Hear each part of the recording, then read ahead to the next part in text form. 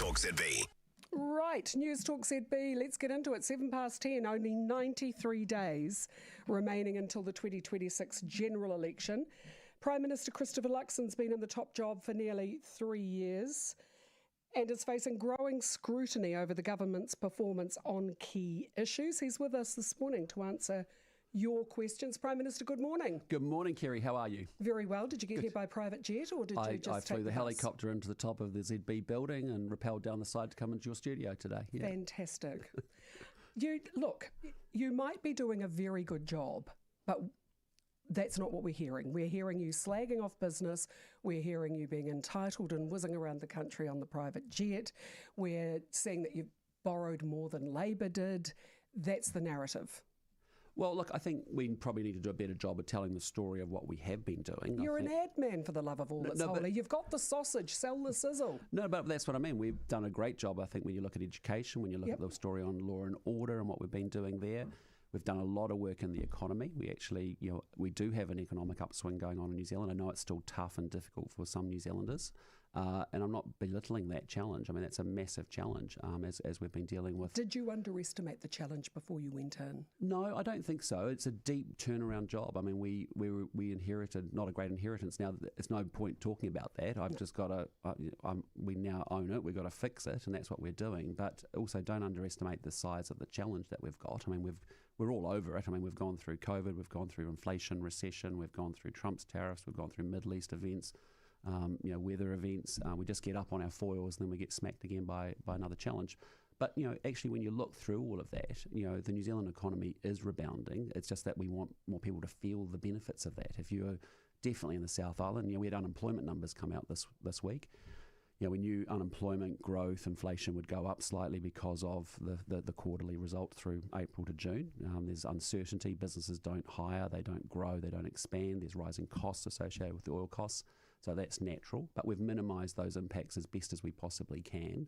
And I think when international economists look at New Zealand, they say, hey, listen, when you see through that, we're coming through the other side. We've got massive growth on manufacturing, services, exports, tourism. We've got good levels of business, farmer, investor confidence. How could you have done better? I just think we can. I think we can communicate our story better of what we have been doing. Like I genuinely think, that's an area where we need to do a better job at as we get into this campaign. That's kind of been one of your weaknesses. You might be really good at the pointy-headed stuff, and you might be very good at the management, and you might be very good one-on-one, but from the time we started, really, you've had to go back and explain, I didn't mean that, no, what I meant was, and that wastes time and it wastes energy and it wastes headlines. Sure, but look, I mean, I've said right from the get-go, look, I'm not a career politician. I'm here because I believe in the country. I choose to do this job and I wanted to do this job because I actually think we have amazing potential. I look around the world even 2.5 years into it and I go, there is no better country positioned to do incredibly well for itself.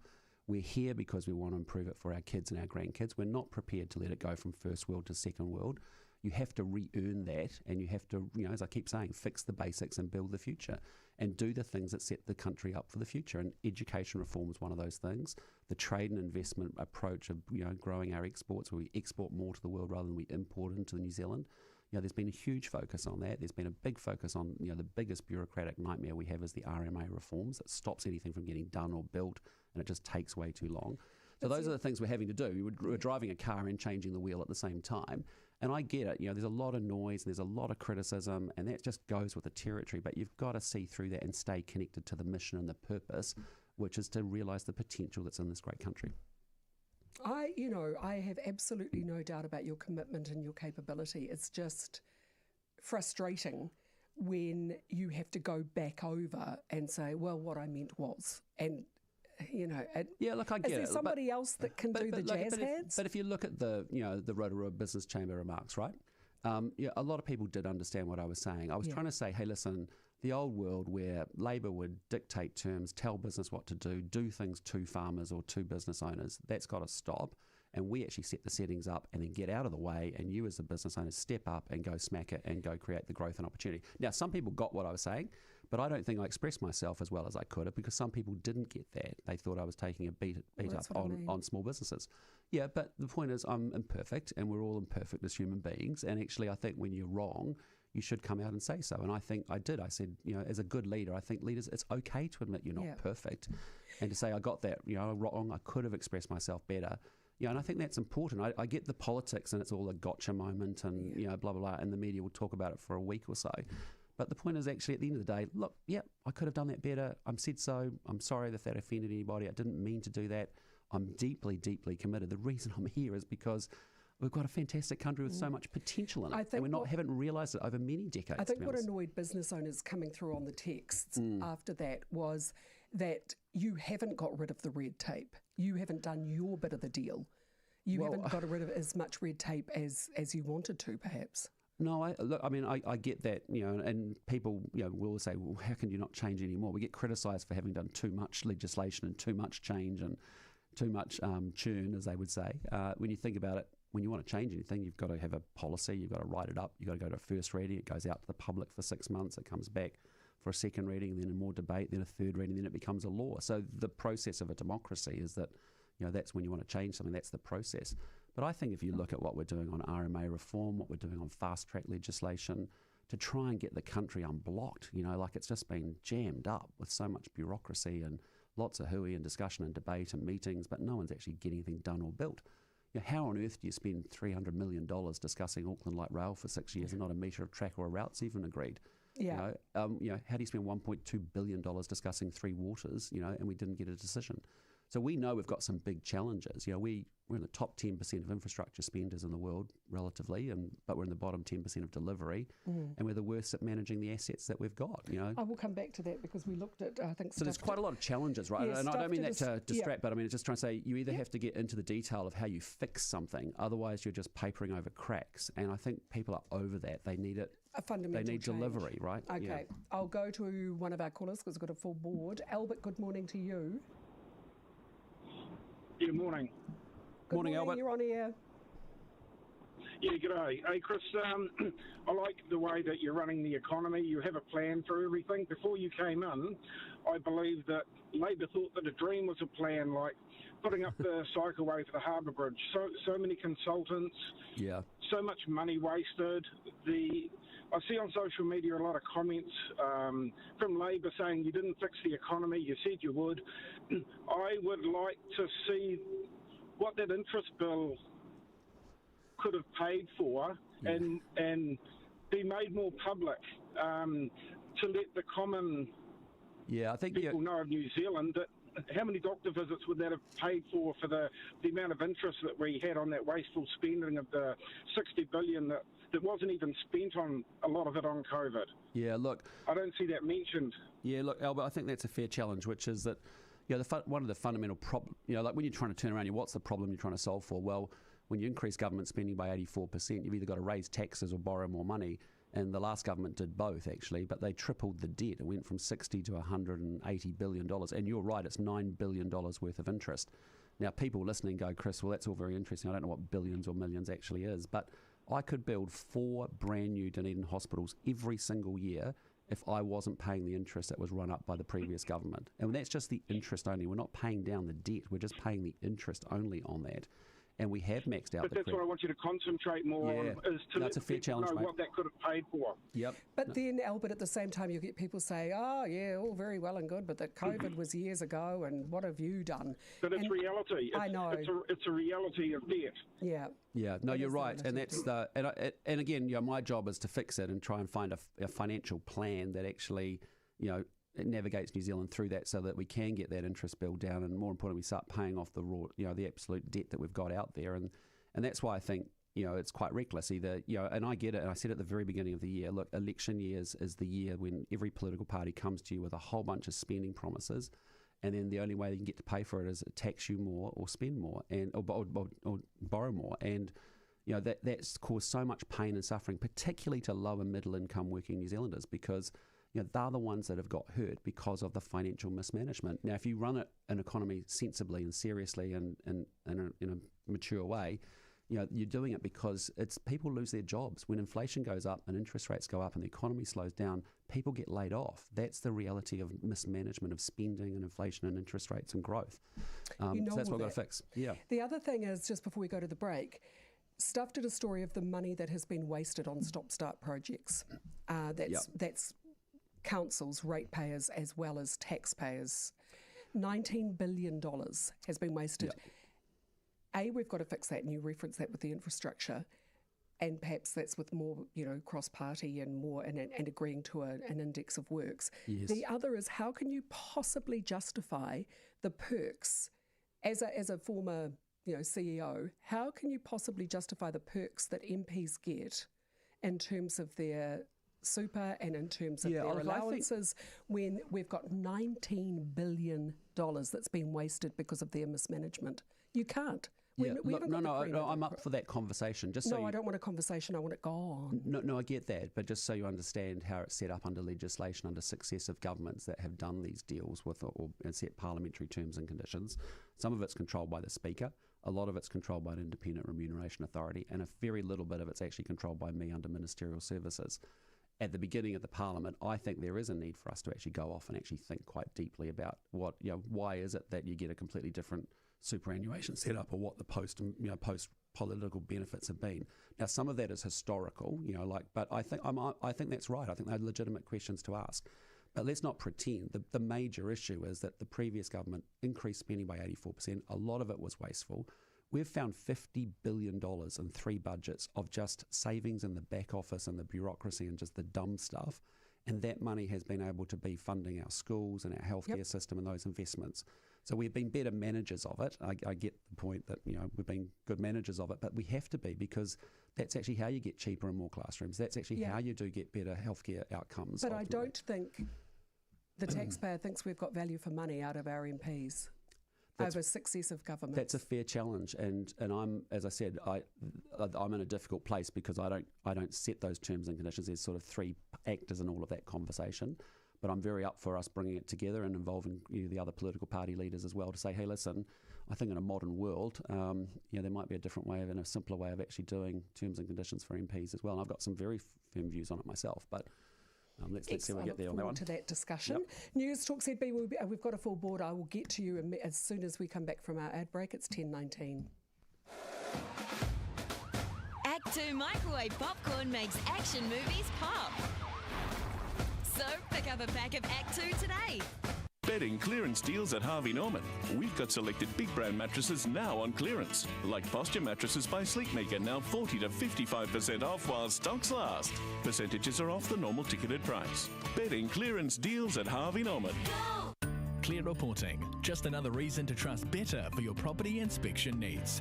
Better is your one-stop shop for property inspections and valuations. Better is trusted nationwide. Contact us today at better.co.nz. Kerre FX, New Zealand's natural joint and muscle support cream. Made by nature, backed by science, trusted by Elaine. I love being a hands-on grandma, but my elbows were letting me down. I couldn't even pick up the little ones. Kerre FX, fast-acting, long-lasting. I tried Kerre FX, and by morning I was back to cuddling the grandbabies. Kerre FX, available from pharmacies and kerrenutrition.co.nz. Read the label, use as directed. Kerre Nutrition Christchurch. There's a reason big Ben pies are the go-to on Kiwi missions. You only need one hand to eat them, which is handy because the other one's usually busy, adjusting that thing, holding the rod, prying something open, swatting a mozzie, closing the boot, catching a ball, opening the chili bin. You don't stop because you don't have to. That's the genius of the Big Ben pie. So when you're deep in a mission and hunger kicks in, grab one. Big Ben, feed your mission. Saturday morning with Jack Tame, the entertaining start to your weekend, thanks to Wendy Woo Tours. With expertly planned all-inclusive travel experiences, Wendy Woo lets you discover more of the world without the hassle. The world is yours with Wendy Woo Tours.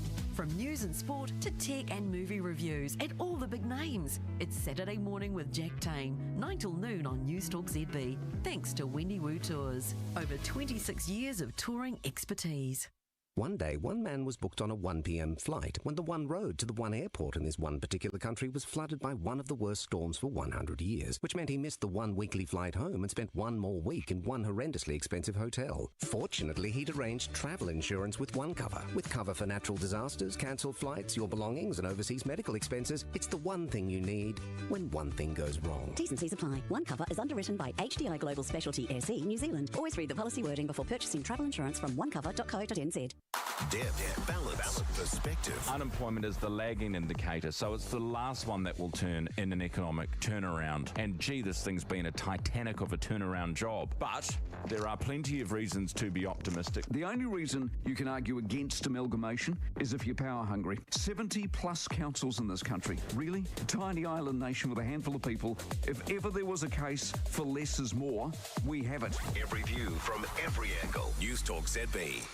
Newstalk ZB. Oh, I'm already behind. Go me, 10:22. Mark, a question from you, please. Kia ora, Kerre. Kia ora, Prime Minister from Rotorua. How's everyone going there? Good to hear you, Mark. Hey, I've got a 4-year-old, and like yourself and like a lot of people around the country, you know, we're thinking about the future and how things are changing rapidly, especially around the AI space, right?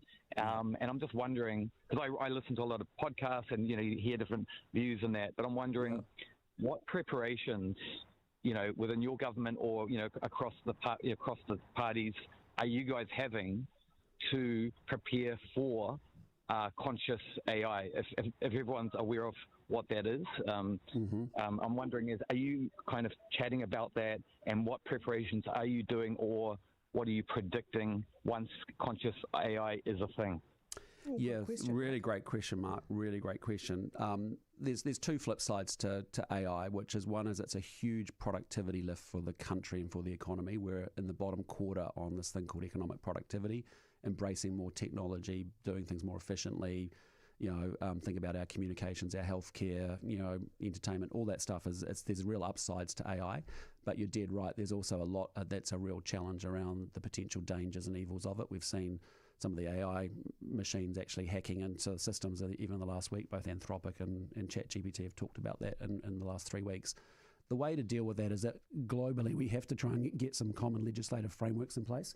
So us working with the Australians on an AI strategy, the Brits in particular have done some good thinking around that. But the danger is the regulation can't keep up with the innovation that's happening and the pace of that innovation coming as quickly as possible. But we do need to work with other like-minded countries on the regulatory frameworks dealing with global tech firms, particularly around the monitoring of AI and how we deal with some of the evils and potential dangers of it. But I also know in New Zealand that we are behind the pace a little bit, certainly in a government sense. We haven't been adopting enough technology in the delivery of our services through to the public. And there's real potential for us to do that in a much better job, a much more efficient, higher quality way as well. So there's pros and cons. You've got to sort of embrace it so that we can get the benefits of more productivity and better public services. But equally, we've got to work with other countries and get legislative frameworks in place so we can avoid the dangers and the perils of it. Which, to be honest, you know, let's be really honest about it, I don't think anybody has the answer for that, because the technology is evolving, and even when you put legislative frameworks in place, within 6 months it's then sort of out of date. Within 6 seconds, yeah. And is there a minister for AI? Yes, I've created a minister for digital, which was, and I really think there's a massive opportunity. Like, if you're a New Zealander dealing with the government, you have to go off and, you know, prove your ID. If you want a mortgage, you've got to prove your income. So you've got to go around lots of different places and prove all that stuff. We could automate all of that things and make life a hell of a lot easier for you. Resource consents, you know, we could automate a lot of those things. So there's real upsides, but Mark's right. There's real downsides potentially of where it's coming. But the answer is not to put our head in the sand and be Luddites and not engage with it and work with the messiness and the challenges of it as well. Thank you, Prime Minister. Newstalk ZB 10:25. Need door repairs? Call 0800 Exceed. From locks to hinges and handles, sliding, stacking or hinged, they've been fixing doors for over 32 years. We fix windows and doors. Exceed. The all-new One Roof app takes the guesswork out of buying property. Check values, compare homes and search with smart filters. One Roof. Love where you live. Download the app today. Love changes everything. Every day across New Zealand, thousands of Kiwis hand us their keys. At Auto Super Shops, we understand what these keys represent. Their trust, their confidence, their family's safety. Behind every set of keys is a Kiwi who's trusting us to keep their vehicle running safely and smoothly.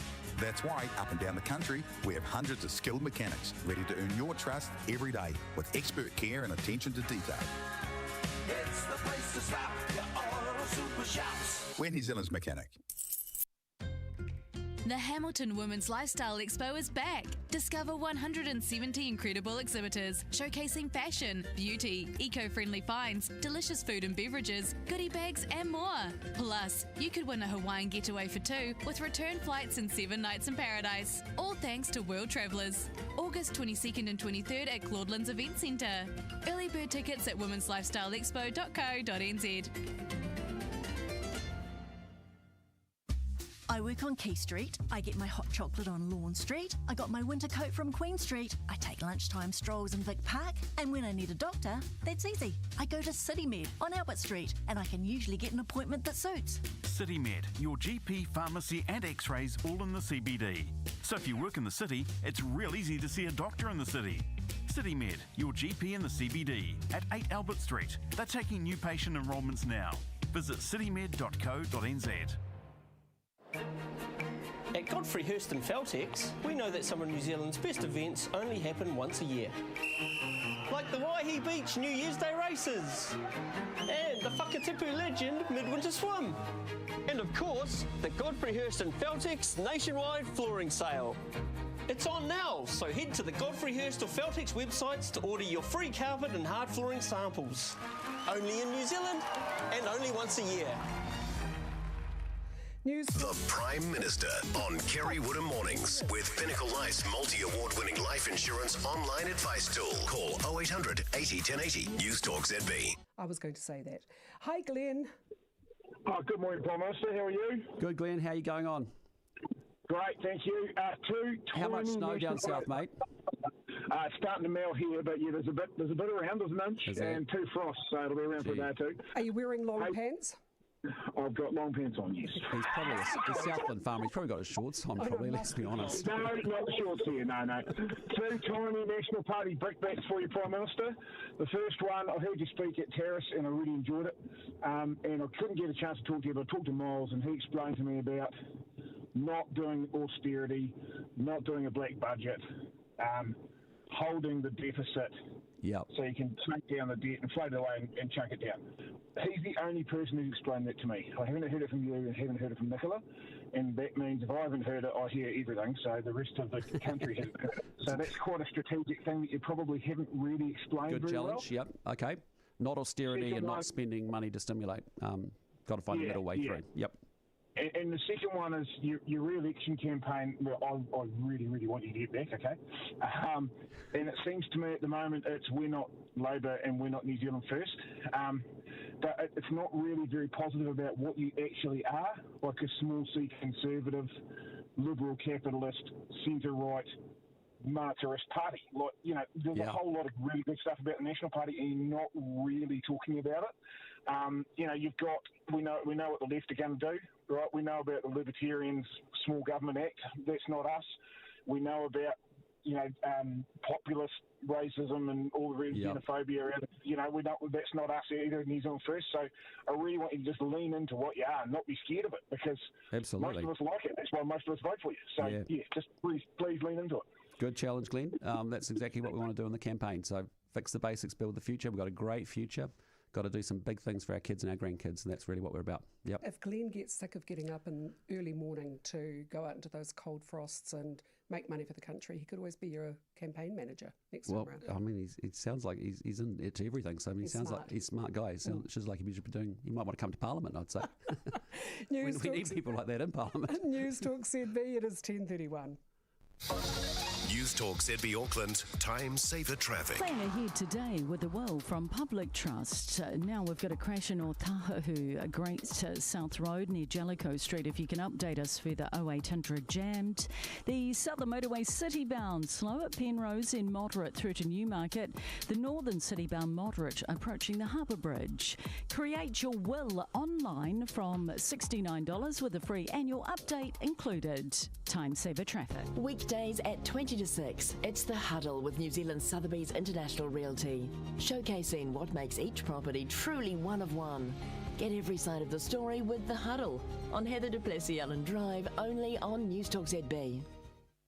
Coast is your home of Feel Good 80s.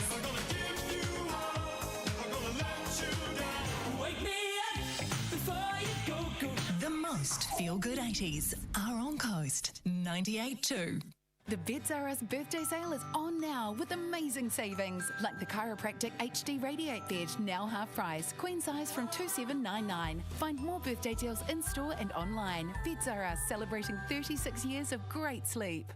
This Thursday... No time, Briscoe's lady. This sale is for one day only, so hurry in for up to 60% off all electrical heating, duveiners, kitchen appliances, sheets, and much, much more. Thursday only, open late at Briscoe's. See online for T's and C's. TravelWise Holidays is off on an 8-day Chatham Islands adventure in January 2027. Experience its unique culture and remarkable native flora and fauna found nowhere else on Earth. Or how about an Avalon River cruise in May 2027? Our 21-day cruise tour includes the very popular 15-day cruise from Budapest to Amsterdam, where your meals, drinks and a range of shore excursions are all included. Why just travel? Fully escorted tours for the 60-plus traveller. When you can travel wise. Call TravelWise Holidays on 0800 11 60 60. The essence of Norwegian furniture is timeless design, top quality craftsmanship and functionality. Stressless recliners at Danske Møbler Furniture offer all these elements with the added benefit of exceptional comfort from exclusive features. Discover how the chair moves in harmony with your body. It feels like you're floating on air. And right now, save up to $1,000 at the Stressless Made in Norway sale. Stressless luxury recliners made in Norway, exclusive to Danske Møbler Furniture. Newstalk ZB headlines. With Your Ride, New Zealand's #1 taxi app, download Your Ride today. All aboard Auckland's City Rail Link on September 13. The Transport Minister's just confirmed the opening date, despite a billboard bungle revealing the date earlier today. ASB has increased fixed home loan rates by between 10 and 26 basis points on its 6-month to 3-year terms. It's also increased term deposit rates by 10 to 20 basis points on its 6-month to 2-year terms. Applied intelligence systems, next-gen manufacturing and tourism are among new subjects being offered as part of the new secondary school qualification system in 2029 for Year 12 and 13 students. The search has been suspended for elderly Golden Bay woman who disappeared a month ago. 80-year-old Natalie Alexander Browning was last seen entering the water at a beach near Pohara. New data shows that native birds could outnumber introduced species on Wellington's Miramar Peninsula within 5 years. Invest New Zealand ditches golden visa roadshows and cuts overseas staff. Read more at nzherald.co.nz. Back to Kerre Woodham. Thank you very much. You love Glenn just as much as we do, and I agree with the last caller. Don't sit on the fence to try and please everyone. Stick your neck out a bit and be honest. Then don't apologise for it. Oh, we've all got so much advice for you, haven't we? Hello, Peter. Yeah, good morning, Prime Minister. Hey, Peter, how are you? And Kerry. Good, mate. I spoke to you on this station 3 years ago about Marriedom and how much Marriedom is in amongst the government legislation and all that sort of thing. And since 1990, collective governments have paid out $2.8 billion. Your government has spent $170 million in the last 3 years on married payouts, and you've committed to another $1.4 billion for future payouts between 25 and 2029. My question is, when will this stop? Because you can't. Everybody says you're a great businessman, but if a businessman had this empty bucket, had this hole in the bucket that they were tipping money into, wouldn't they fix the hole in the bucket and then put the money in? But there seems to be a never-ending story, and it's sending our country broke. I mean, major things like the Trump tariffs.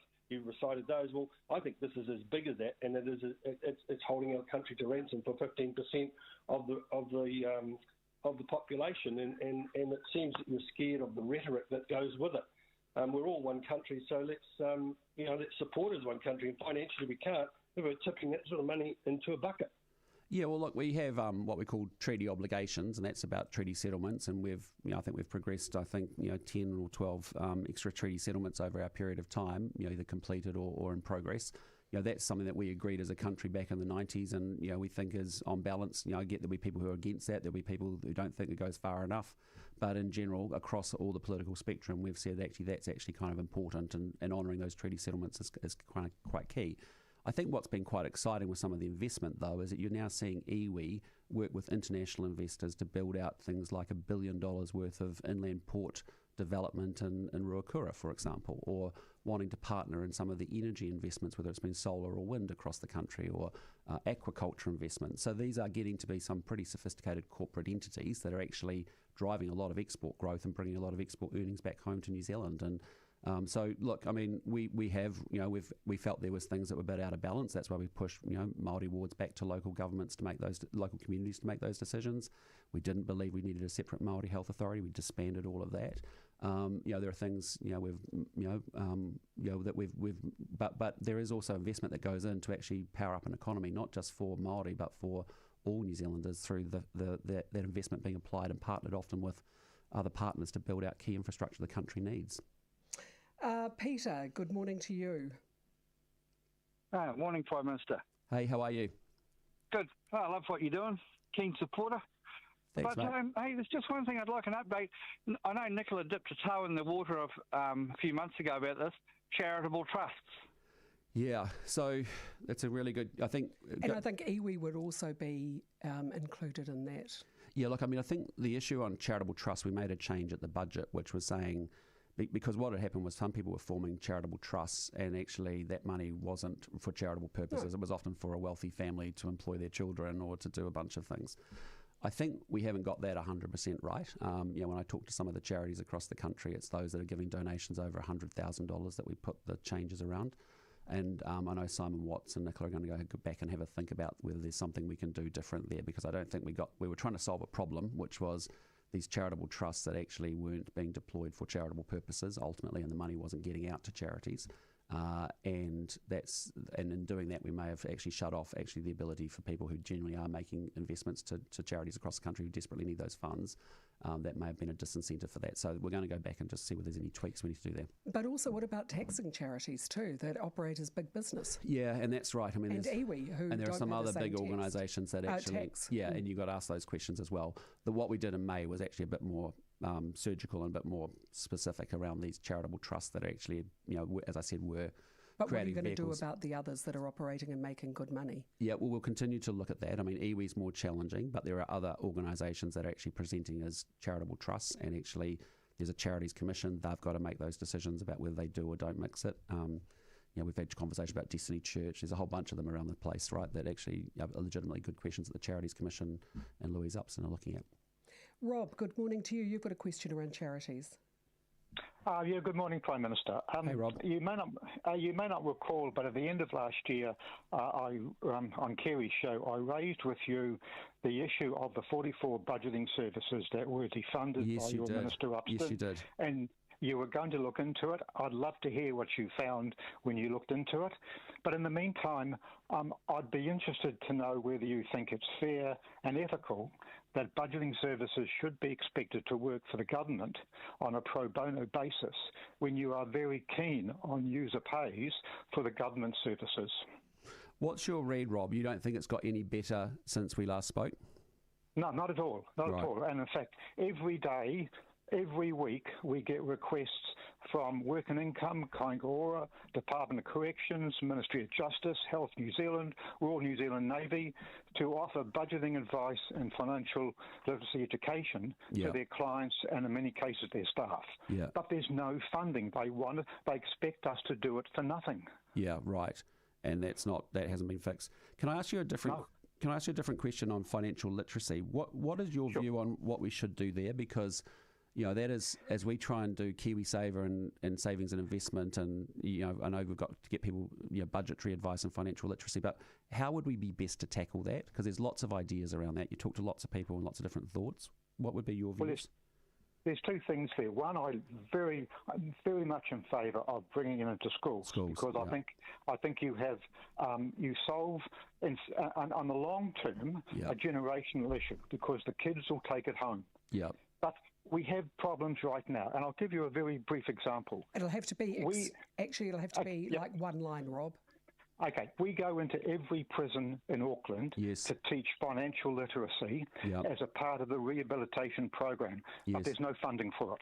Right. Everyone agrees it's a good thing, but there's no funding for it. There's funding for $9 million for massage, and that's exactly the madness of the system. So maybe we could... Yeah, Rob raises a very good point, as he did last time as well. So let me go talk about that one again. I'll go back to my system and find out what is going on. To follow up on that I'll follow up on that. Please do. Hold me to account. I'm happy to take Rob's number and give him a call afterwards too. Newstalk ZB, it is 17 to 11. Hi, I'm Wilhelmina O'Keefe. Join me in a Smee Stream podcast special series, Common Grounds, served by an espresso professional. I meet local businesses, explore their culture, and hear how coffee brings it all together. Listen now on iHeartRadio or wherever you get your podcasts. The new iHeart Country NZ. Your home for Jordan Davis, Lainey Wilson, Cody Johnson, and Jason Aldean. All the biggest stars in country music. iHeart Country, Auckland 105.4.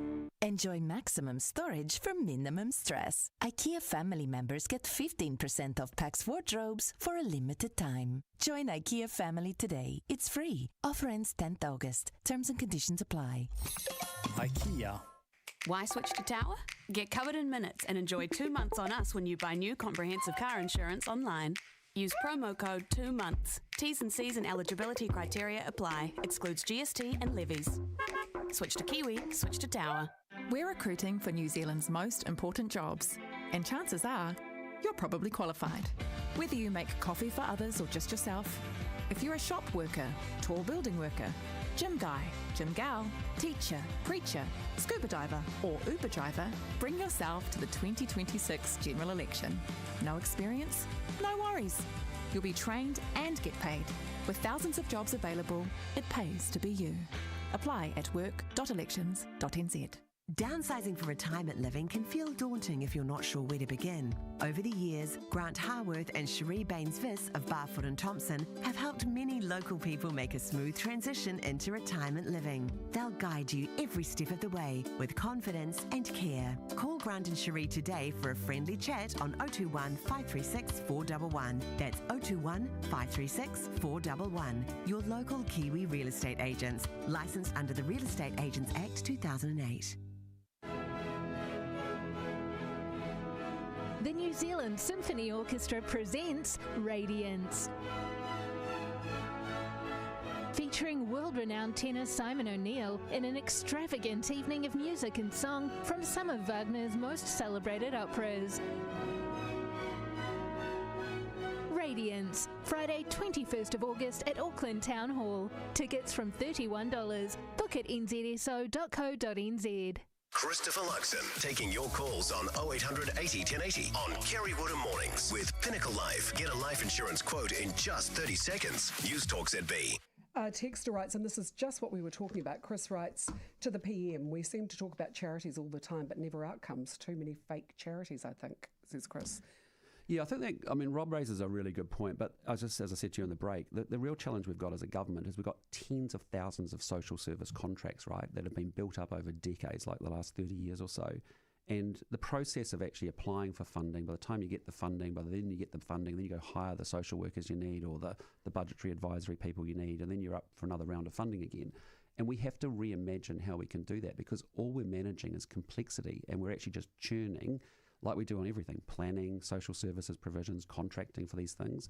And actually we've got to say, look, there's partners that we can work with on, say, budgeting services. It should be like a 5-10 year contract. Yeah. And then you've got certainty to hire the right people, to know that next year I don't have to lay someone off. But you're the Prime Minister. Why can't you do No, I know. that? But so what I have to do is get the operating system right, because I can't do whack-a-mole on every single problem that we've got with every single social service provision. And that's what Nicola and I have been trying to work through, what we call the Social Investment Agency, is to reimagine a whole different way of doing things. So, for example, there are some iwi organisations that have some outstanding health organisations as part of their organisations. We've put $50 million, I remember, in the very first few weeks with them, and they've delivered an improvement in immunisation rates for under 2s. So important, because we shouldn't have whooping cough and we shouldn't have meningitis and a whole bunch of things that we can avoid through good vaccination programs. And they need to they've got better social licence to make the case for those vaccinations with the community, Māori or non-Māori. So they do the job better than a government department. Absolutely. Yeah. And so why wouldn't you contract with them long term and say, I'm expecting you to get it from 60% to 90%, and it's Māori, non-Māori, and that's what they've been doing. They've done an exceptionally good job with non-Māori as much as Māori. And that's the sort of stuff we want to do a lot more of. But for me, I've got to run the operating system, and then there's all these apps that sit on top of it, and I'm trying to sort it. That's what I'm saying. When we fix the basics, it's this basic stuff that we just think we should be able to do procurement of social services, and yet we create just complexity for everyone. All we're doing is moving paperwork around and constantly just doing short-term stuff, and not actually doing the long-term outcomes that we're trying to deliver on, which is, we know in healthcare, immunisation rates for under 2s are really important. First specialist appointments, elective surgery wait lists, emergency department wait times, and the fifth one is actually cancer treatment plans. And so, that's the health outcomes. In education, it's attendance services. We're working with different organisations to get kids into school. Well, we have got 175,000 more kids back in regular school attendance. It's gone from 45 to almost 70%. And that's good because they're back in school and they can learn, and that sets them up for higher paying jobs. But you can imagine everything that you touch, you've got to be clear on what's the outcome in education and healthcare you're looking for, and then contract for the outcome rather than just for the funding. And the funding is delivering that outcome. You're buying an outcome, essentially. So you're working on 30-year-old systems. Oh, everything. I mean, you think about all of the IT issues you've heard about recently, like our IT systems. There is 20 different DHBs. There's not one single medical health. So if you move, you broke your leg down in Wellington, partying or dancing on a table in a restaurant down there doing what you were doing. But, actually no one can just pull up a unified Kerre Woodham medical record, right? And you just think... Make for interesting reading. Well, maybe, but in 2026, these are the sorts of things that we have to do, and that's where embracing the technology is important, but thinking about the models by which we do the stuff. So it's hard, right? It is hard, and everyone wants change like yesterday, and I get it. But it's just, and I'm not making it as an excuse, I'm just trying to give a sense of the complexity. When I say something like, we've got to fix the basics, this is the stuff we're talking about. Okay. Let alone Andrew, big stuff. good morning. Good morning, Mr. Luxon. Hey, Andrew. Hi, I'm traditionally a National Party voter. However, I am concerned about the road user charges that you're talking about implementing. Now, my understanding is for a car, they're going to be set at the same rate as they are for a light diesel vehicle, which is $77 per 1,000 Ks. The current excise tax, I understand, is 70 cents in the litre. So if you've got a car that's consuming 10 litres per 100k, and in today's world that's a relatively thirsty car, you're currently paying $70 in road user charges or excise taxes. Under the new regime, you'll be paying $77. So that's a 10% increase. Assuming that your car is using 10 litres per 1,000 Ks. If your car's using less,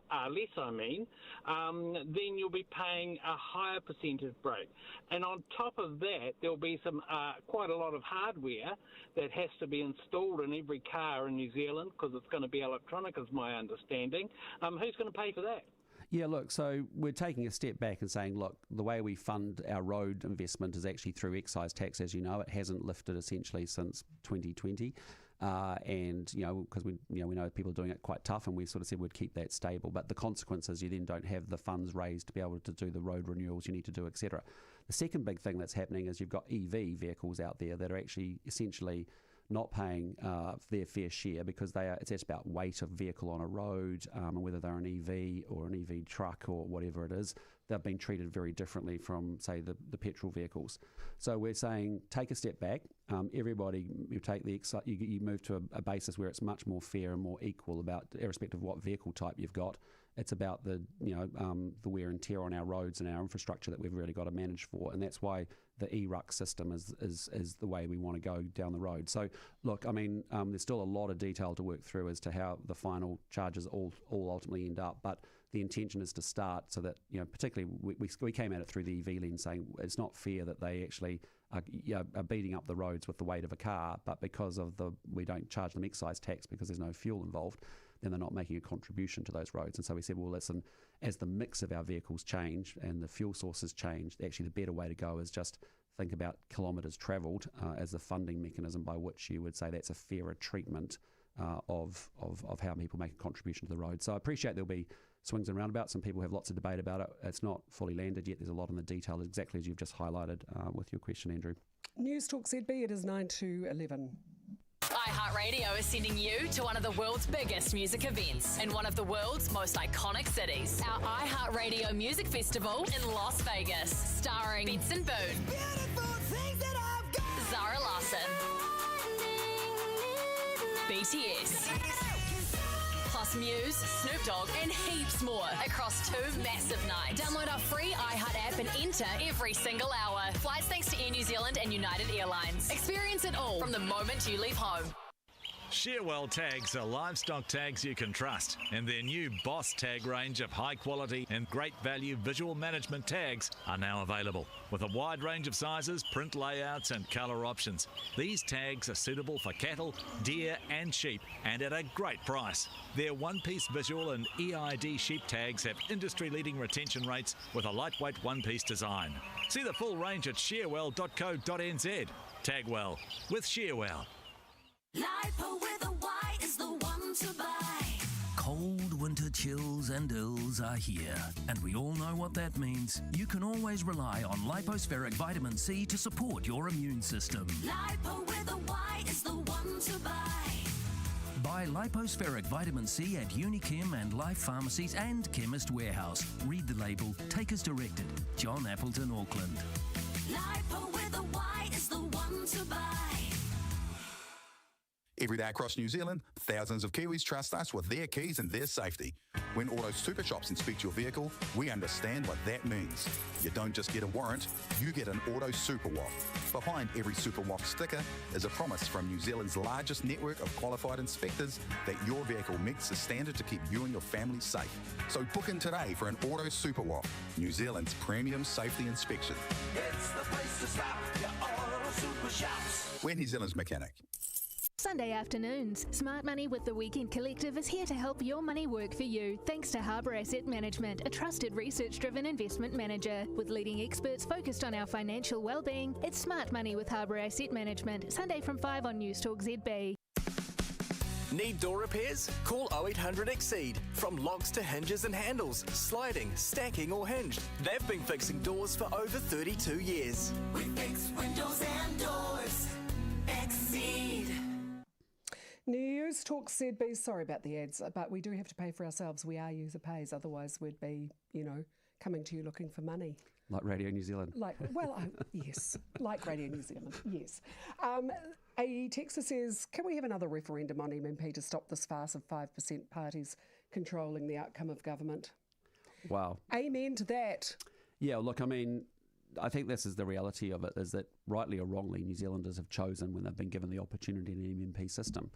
And if you're running a political party like me as the National Party leader, people vote on election day, and then at the end of that night, my real work begins, frankly, because I've got to find a way to form a government with whatever the New Zealand people have delivered for us on that election day. And that's why I think New Zealanders need to understand it's not first past the post in an MMP system. That is unrealistic. We are in a Western European setup like you see in France, like you see in the Netherlands, Finland, Germany. It's the same system. And if you look at those systems, they've got up to 4 to 11 party coalitions in some places, because that's how perverse it's got. Well, can we do, because there'll be a whole generation of voters who aren't the angry voters of yesteryear, who voted in MMP. They didn't vote it in, they voted against first past the post because of the Longy government and the Bolger government. Sure, and we've had, I think, Key had a referendum on it as well, and I think that's something we should consider, whether we could. Will you do it next year? Well, I think we should definitely have a referendum on the 4-year term, and I'm open for saying, should we send it back out to New Zealanders and say, are they still supportive of MMP? Would you do that if you were Prime Minister next year? Yeah, I think I would. I think I would, because I actually think that is quite right to check in constitutionally and say, is this the system New Zealand you still want? You voted for this in the 90s. We've had a check in the 10s, 20 years down the road, or whatever it has been. Is it still where you want to be? But I just do want to remind people, I have a table on the 10th floor with 20 seats around it. It's called the Cabinet Room. It's a small room, but it's got 20 seats. Around that seats, I want as many National Party ministers as possible. That's my best way to be able to give a strong and stable government and to get things done. When you have to form coalition governments, you don't have the same values always. You don't have the same policies. You're not talking to the same people. You try and find the common ground, and I feel like I have done the best I can in 2.5 years to find common ground on the economy, law and order, education and health. Year, doesn't it? It does in election year. And you've only been going 2 years, and the full year, the third year is really spent, everyone gets into election mode, media, everybody. So I think you've got to ask the question. I feel like I've got responsible, sensible ministers delivering. Mark Mitchell, Todd McClay, Erica Stanford, Nicola Willis, Simeon Brown, Chris Bishop. I've got amazing people doing incredible work who take it very seriously. And the question, as I keep saying, is I don't need some Yahoo or numpty from some other party around that table. I can do a lot more to get the centre-right agenda and the centre being the operative word, done and out the door. So think about your vote, November 7th. It's really important. Are your other coalition partners full of Yahoos and numpties? No, I'm just saying I can do better with New Zealand, with National Party ministers. I think New Zealand's better served by that. You'd rather have Mark Mitchell than Michael Laws around the table? You said it. Okay, we'll leave with Spitterview. Sam Fender. Your choice. Yeah, Sam Fender. Loving Sam Fender. He's the UK's Bruce Springsteen. Great story about the relationship with him and his dad. Thank you so much for your time.